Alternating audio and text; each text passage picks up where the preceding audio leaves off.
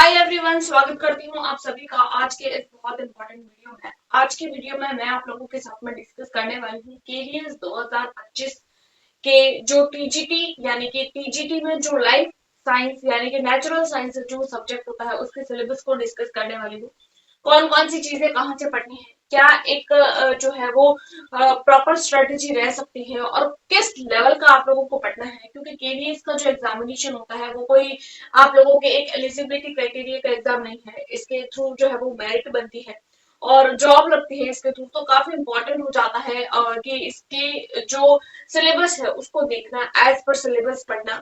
लेकिन कौन सी चीज कहाँ तक पढ़नी है, क्योंकि हम लोगों को बोला जाता है कि अगर हम कोई भी एग्जाम के लिए प्रिपेयर कर रहे हैं तो उसका जो बेसिक कंसेप्ट होता है वो हमेशा हम लोगों को एनसीईआरटी की बुक से रखनी चाहिए। ऑब्वियसली चाहे हम लोग राजस्थान के एग्जाम दे रहे हैं, डी ट्रिपल एस बी का एग्जाम देते हैं, या फिर कोई भी अगर हम लोग सेंट्रल लेवल का एग्जाम देते हैं, चाहे हम लोग रिक्रूटमेंट एग्जाम देते हैं, चाहे हम लोग एलिजिबिलिटी क्राइटेरिया लाइक सीटेट हो गया, UP TET, super TET, REET, कोई भी एग्जामिनेशन देते हैं, कोई भी एग्जाम देते हैं तो उसमें एक बेसिक कंसेप्ट रखा जाता है कि हम लोगों को क्लियर करनी है तो अपनी एनसीईआरटी की बुक्स कवर करनी है। जैसे अगर मैं सीटेट की बात करूं तो सीटेट के एग्जाम में हम लोगों से क्लियर बोल दिया जाता है कि अगर हम लोग लेवल 1 दे रहे हैं तो 1 to 5 की जो एनसीईआरटी है उसका बेसिक करना है। उसके अलावा कुछ कुछ टॉपिक ऐसे हैं जो 6 to 8 तक पढ़ने हैं। उसके अलावा अगर मैं 6 to 8 क्लास के टीचर की बात करूं लेवल सेकंड की, तो उसमें 6 to 8 की कुछ कुछ चीजें पढ़नी होती है, सारी 6 to 8 की पूरी एनसीईआरटी पढ़नी होती है। साथ ही साथ कुछ कुछ चीजें ऐसी होती है जो हम लोगों को 9th 10th की भी पढ़नी होती है। लेकिन वो एक एलिजिबिलिटी क्राइटेरिया का एग्जाम होता है। एलिजिबिलिटी क्राइटेरिया के एग्जाम में हम थोड़ा बहुत भी कुछ पढ़ते हैं तो ऑब्वियसली हम लोग बहुत अच्छा कर जाते हैं। लेकिन ये जो एग्जाम है ये आप लोगों के एक मेरिट लिस्ट वाला एग्जाम है। इसमें मेरिट में आना बहुत ज्यादा जरूरी होता है। अगर मेरिट में आते हैं तो वही आगे आने वाले जो आप लोगों के जो अ, हम लोगों के जो सिलेक्शन प्रोसेस होता है उसमें कहीं ना कहीं हमारे जो है वो आने के चांसेस रहते हैं। तो कौन सी चीज को कहाँ तक पढ़ना है, क्या इसका सिलेबस रह सकता है, अगर मैं बड़े बड़े तौर पर बात करूं तो हम लोग टीजीटी साइंस सब्जेक्ट की बात कर रहे हैं, उसका एक कंप्लीट सिलेबस, अगर आप लोग भी टीजीटी साइंस के लिए प्रिपेयर कर रहे हैं और अगर आप लोग भी जो है वो बेसिक जो साइंस होती है, अगर आप लोगों को एनसीईआरटी की साइंस अगर आप लोगों को पढ़नी है तो मैंने मेरे चैनल पर अभी हाल फिलहाल में जो है वो रीट थर्ड ग्रेड के लिए जो है वो क्लासेस शुरू करी है। वो एनसीईआरटी बेस्ड है तो वो थर्ड ग्रेड के लिए, लेकिन अगर आप लोग केवीएस के प्रीवियस ईयर देखेंगे तो आप लोगों को बहुत सारी चीजें जो है वो उसमें हेल्पफुल लगेगी। तो एक बार आप लोग जो है वहां से भी अपनी जो है वो साइंस एनसीईआरटी की साइंस को जो है वो कवर अप कर सकते हैं वहां से, क्योंकि काफी अच्छी और काफी बेसिक चीजें जो है वो मैंने उसके अंदर करवाई है और काफी डेप्थ में भी करवाई है। आप लोगों को वहां पर 6th से लेकर 12th तक की एनसीईआरटी की कंप्लीट जो है वो साइंस जो है वो आप लोगों को मिल जाएगी, केमिस्ट्री, फिजिक्स और बायोलॉजी। लेकिन वो जो टॉपिक्स है वो मैंने एज पर वहां लिखा ऐसा है कि रीट के हिसाब से है। हाँ, रीट वाले कैंडिडेट तो देखेंगे लेकिन केवीएस के लिए भी वो एज यूजुअल जो है वो हेल्पफुल रहने वाली है। तो कौन कौन सी चीजें कहाँ से पढ़नी होती है, तो देखिए जो लाइफ साइंस सब्जेक्ट होता है या नेचुरल साइंस सब्जेक्ट होता है वो 3 पार्ट्स में आप लोगों के डिवाइड रहता है, केमिस्ट्री, फिजिक्स और बायोलॉजी। तीनों के पोर्शन अलग अलग होते हैं और 6 से लेकर 12th तक की एनसीईआरटी बहुत सारे कैंडिडेट कमेंट्स में भी पूछते हैं कि 6ठी से 8वीं तक की पढ़नी है, 6ठी से 10वीं तक की पढ़नी है या 6ठी से 12वीं तक की पढ़नी है। तो देखिए बहुत सारी चीजें जो है वो, यानी कि मैं अगर एकदम आप लोगों को कंप्लीट और एकदम ऑनेस्ट अगर मैं आप लोगों को रिव्यू दूं तो आप लोगों अगर केवीएस के लिए प्रिपेयर कर रहे हैं तो केवीएस का कंपटीशन काफी हाई होता है और उसके लिए आप लोगों को एक बात ध्यान रखनी होगी, 6 से लेकर 12th तक की एनसीईआरटी को कंप्लीट करना होगा। अब देखिए जो 11 12th की एनसीईआरटी होती है, 11 12th की एनसीईआरटी होती है उसमें बायोलॉजी तो अच्छी होती है, बायोलॉजी तो ऑब्वियसली अच्छी है, बायोलॉजी तो आप लोग वहां से पढ़ सकते हैं। लेकिन जो केमिस्ट्री और फिजिक्स वाले टॉपिक्स होते हैं उनमें बहुत सारी चीजें ऐसी होती है जो हमारे काम की नहीं होती है। तो आप लोगों को as per topic, as per previous year, तो इसके लिए आप लोगों को देखना होगा कि प्रीवियस ईयर आप लोग पहले देखें, पीवाईक्यू देखें कि किस लेवल के क्वेश्चंस आप लोगों के पढ़ने हैं, किस तरीके से आप लोगों को पढ़ना है और किस लेवल का पढ़ना है।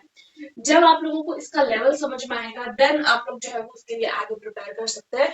तो एक बात का ध्यान रखें, अगर आप लोग केवीएस के लिए प्रिपेयर कर रहे हैं तो सबसे पहले आप जो है वो अपने प्रीवियस ईयर देखिए, सबसे पहले आप लोग सिलेबस देखिए, सिलेबस में क्या दिया हुआ है। उसके बाद में आप लोग प्रीवियस ईयर देखिए, प्रीवियस ईयर देखेंगे फिर आप लोगों को समझ आएगी कि मुझे छठी से 10वीं तक की चीजें पढ़नी है या छठी से 11वीं 12वीं की भी चीजें पढ़नी है।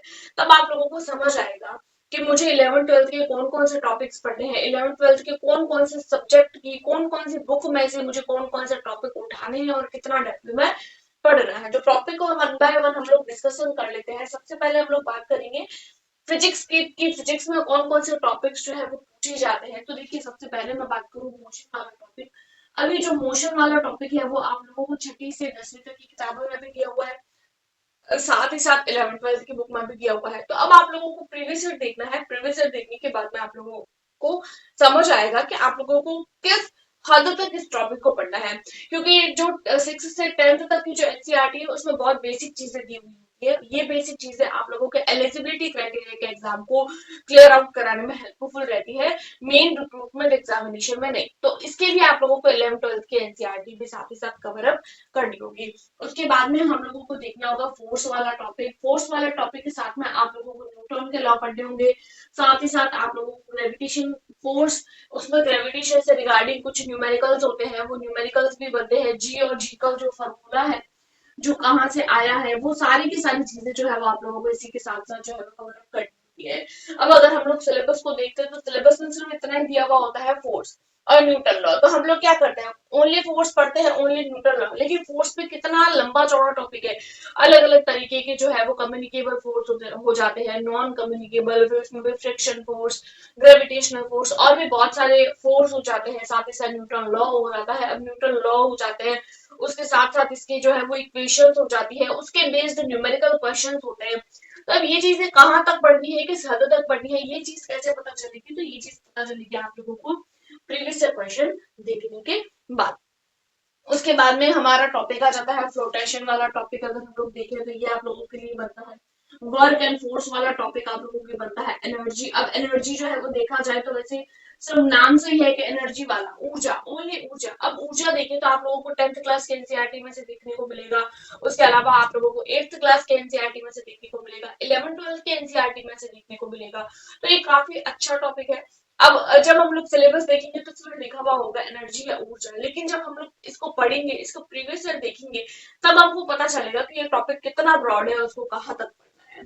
उसके बाद में हम लोग बात करें एनर्जी एंड पावर वाला टॉपिक आप लोगों को देखना होगा। साउंड, अब साउंड सिस्टम वाले अगर हम लोग टॉपिक की बात करें तो ध्वनि वाला टॉपिक जो है वो आप लोगों को 9th क्लास के एनसीईआरटी में है, साथ ही साथ आप लोगों के 11th में भी दिया हुआ है। तो यहाँ पर आप लोगों को 9th और 11th दोनों में से इसको कंप्लीट करना होगा। ये चीजें आप लोगों को यहाँ पर देखनी होगी। उसके बाद में हम लोग इफेक्ट ऑफ करंट यानी कि जो विद्युत वाला टॉपिक है वो आप लोगों को 10th क्लास के एनसीईआरटी में दिया हुआ है। 10th क्लास के एनसीईआरटी में तो बहुत बेसिक चीजें इसमें से दी हुई है। उसके अलावा आप लोगों की ये जो चीजें हैं वो आप लोगों को 12th की एनसीईआरटी की जो बुक है उसमें भी देखने को मिल सकती है। तो ये चीजें आप लोगों को काफी ब्रॉड तरीके से पढ़नी होगी, काफी डेप्थ में जाके पढ़नी होगी। साथ ही साथ previous year as per syllabus, जो भी चीजें सिलेबस में है एज पर सिलेबस पढ़ना है। साथ ही साथ आप लोगों को एनसीईआरटी की बुक्स को कवर अप करते हुए, इसके अलावा भी अगर आप लोगों को लगता है कि नहीं मेरे जो है वो मतलब एनसीईआरटी पढ़ने पर इतनी सारी चीजें जो है वो कवर अप नहीं हो रही है, तो आप लोग जो है कोई भी गाइड बुक देख सकते हैं। इसके अलावा अगर आप लोगों को लगता है तो उसके अलावा magnetic effect of electric current, अब विद्युत वाला टॉपिक जो है वो ऑब्वियसली आप लोगों के एनसीईआरटी में से है। उस टॉपिक को अगर आप लोग गाइड से भी पढ़ेंगे तो आई थिंक आपको इतना अच्छे से समझ में नहीं आएगा जितना आप लोग जो है वो एनसीईआरटी में से पढ़ेंगे, क्योंकि जो चीजें, जो बेसिक्स, जो कंसेप्ट आप लोगों को एनसीईआरटी में से समझ में आएंगे वो आपको कंसेप्ट और कहीं पर भी समझ में नहीं आएंगे। उसके बाद में लाइट वाला टॉपिक, तो लाइट वाला टॉपिक आप लोगों के 8th में भी है, 10th में भी है, 12th में भी है, तीनों में है। तो आप लोगों को वहां से ये चीजें कवर अप करनी पड़ेगी। उसके बाद में हम लोग बात करते हैं केमिस्ट्री सब्जेक्ट की, जो काफी अच्छा टॉपिक है, काफी अच्छा सब्जेक्ट भी है। और 11th 12th की बात करें तो उसमें 11th 12th में आप लोगों को जो केमिस्ट्री है तो वो ऑर्गेनिक केमिस्ट्री अलग हो जाती है, और नॉन ऑर्गेनिक इनऑर्गेनिक केमिस्ट्री अलग हो जाती है, फिजिकल केमिस्ट्री अलग हो जाती है। तो यहाँ पर आप लोगों के सबसे पहले मैटर हो गया, मैटर वाला। उसके बाद में मैटर का क्या नेचर होता है, क्या बिहेवियर होता है, तो ये सारी चीजें आप लोगों को बेसिक चीजें जो है वो 9th क्लास की बुक में देखने को मिलेगी। जो मैटर की जो बेसिक चीजें हैं जो 9th क्लास के एनसीईआरटी की बुक में, इसी के साथ साथ आप लोगों को 11th 12th में भी ऑर्गेनिक इनऑर्गेनिक पर थोड़े थोड़े चीजें जो है वो देखने को मिलेगी। तो वहां से भी आप लोगों को इसको कवर अप करना होगा। देन जो मैटर का जो नेचर होता है उसको पार्टिकल का जो नेचर होता है वो, उसकी बेसिक यूनिट्स क्या होती है उसको आप लोगों को कवर अप करना होगा। उसके अलावा एटम का जो स्ट्रक्चर होता है उसको आप लोगों को देखना होगा। एटम के बारे में, एटम का जितना भी जो है वो रूल्स है, क्या उसकी, जैसे एटम के बारे में, परमाणु के बारे में, अब उसमें आप लोगों को जे जे थॉम्सन अभी आ गया, उसमें साथ में आपके नील्स बोर भी आ गए, रदरफोर्ड भी आ गए, सारी चीजें जो है वो आप लोगों को इस एक टॉपिक में करनी होगी। उसके बाद में केमिकल रिएक्शन, आप केमिकल रिएक्शन की बात करें तो केमिकल रिएक्शन आप लोगों के जो है वो 11th 12th में भी दी हुई है, 10th में भी दी हुई है, 8th में भी दी हुई है। तो ये चीजें आप लोगों को कवर अप करनी होगी। एसिड बेस और साल्ट वाला टॉपिक आप लोगों को 10th क्लास की एनसीईआरटी की बुक में बेसिक चीजें हैं। ये चीजें है ना आप लोगों को बेसिक बेसिक के लिए आप लोगों को 9th 10th पढ़नी होगी, और हाई लेवल का पढ़ना है तो आप लोगों को 11th 12th देखनी पड़ेगी। उसके अलावा मेटल और नॉन मेटल वाले टॉपिक जो है वो तो वो 8th में भी है, 10th में भी है, लेकिन 8th और 10th में आप लोगों को जो है वो बेसिक चीजें दी हुई है हाई लेवल के लिए 11th 12th। उसके अलावा कार्बन और it's component then again 8th और 10th में दोनों में है, और हाई लेवल के लिए 11th 12th। ये कुछ बेसिक बात है। उसके बाद में हम लोग बात कर लेते हैं बायोलॉजी की। भाई बायोलॉजी जो है वो एक ऐसा सब्जेक्ट होता है जिसको अगर आप लोग एनसीईआरटी में से देखते हैं, एनसीईआरटी में से बहुत ज्यादा ब्रॉड चीजें दी हुई होती है, और हर एग्जामिनेशन के अंदर ये जो बायोलॉजी वाला क्वेश्चन होता है वो काफी लंबा चौड़ा पूछा जाता है। इन दोनों का मिला के जितना सिलेबस रहता है इस एक का मिला के इतना, यानी ये एक इन दोनों के बराबर हो जाता है। क्वेश्चन इसमें से इतने नहीं बनते हैं, क्वेश्चन इन दोनों में से बनते हैं, क्वेश्चन इसमें से कम बनते हैं, लेकिन सिलेबस इसका बहुत ज्यादा है। जैसे अगर हम लोग सेल पढ़ने बैठे तो सेल वाला टॉपिक इतना लंबा चौड़ा हो जाता है, सेल डिवीजन से लेकर सेल की खोज कैसे हुई, सेल के रिगार्डिंग जितने भी सेल के कंपोनेंट्स होते हैं, इसके जितने भी जो है वो इंटरनल पार्ट्स होते हैं, इसके पार्टिकल्स होते हैं, सेल डिवीजन हो गया, बहुत सारी चीजें हम लोगों को देखने को मिलती है। अब इन्होंने तो सिलेबस में दे दिया सेल, अब इस सेल को भी कितना अच्छे से पढ़ना है, कितना डेप्थ में पढ़ना है, ये चीजें डिपेंड करती है आप लोगों के प्रीवियस ईयर देखते रहिए, आप लोगों को अपने आप आइडिया लग जाएगा कि आप लोगों को कितनी लेवल की चीजें देखनी है। अब सेल पढ़ेंगे तो ऑब्वियसली आप लोगों को टिश्यू भी देखना होगा, life process, control and coordinate reproduction. अब रिप्रोडक्शन में ऐसा नहीं है कि केवल ह्यूमन रिप्रोडक्शन, अब इसमें प्लांट भी आ जाता है, आप लोगों के एनिमल भी आ जाते हैं, ह्यूमन भी आ जाता है, और भी जैसे जुड़वा हो गए, जुड़वा बच्चे वगैरह जो होते हैं तो वो भी चीजें आ जाती है। अब इसमें अमीबा भी आ गया, पैरामीशियम भी आ गया, प्लाज्मोडियम भी आ गया, मुकुलम भी प्रोसेस आ गया, जड़ तना पत्नी जो होती है, जैसे बायोफिल्म कैसे कर रही है रिप्रोडक्शन, तो वो भी आ गया। यानी प्लांट भी पढ़ने हैं, एनिमल भी पढ़ने हैं, माइक्रोब्स भी पढ़ने हैं, सारी चीजें आप लोगों को देखनी पड़ेगी। उसके अलावा हेरिडिटी और इवोल्यूशन वाला टॉपिक जो है वो, अब हेरिडिटी और जो इवोल्यूशन है, अब हेरिडिटी में आप लोगों को आनुवंशिकी, कंप्लीट आनुवंशिकी पढ़नी पड़ेगी, कंप्लीट, क्योंकि एवीएस केवीएस का जो एग्जामिनेशन होता है ये काफी डेप्थ में होता है, इसमें आप लोगों को कंप्लीट चीजें जो है वो डेप्थ में देखनी पड़ेगी। उसके अलावा फूड प्रोडक्शन हो गया, ओवर एनवायरमेंट, एनवायरमेंट में आप लोगों को बेसिक बेसिक जितनी भी चीजें होती है वो एनवायरमेंट में आप लोगों को कचरा प्रबंधन हो गया, नाइट्रोजन चक्र हो गया, जल चक्र हो गया, आप लोगों के जो है वो जैसे आप लोगों को ग्लोबल वार्मिंग हो गया, प्रदूषण हो गया, तो ये सारी चीजें जो बेसिक होती है आप लोगों के एनसीईआरटी में गिवन है, ये सारी की सारी चीजें आप लोगों को बहुत ज्यादा डेप्थ में जाके पढ़नी होगी।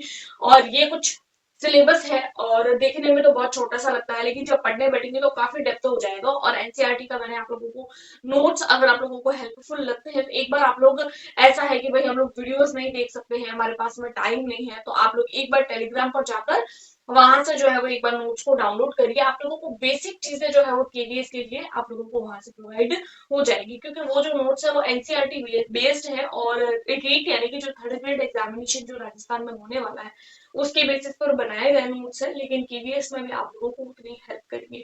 अगर आप लोग अच्छे से तैयारी कर रहे हैं तो आप लोगों को अपने आप पता चल जाएगा कि वो नोट्स आप लोगों के लिए कितने हेल्पफुल है, फ्री ऑफ कॉस्ट है, कोई उसका चार्ज नहीं है।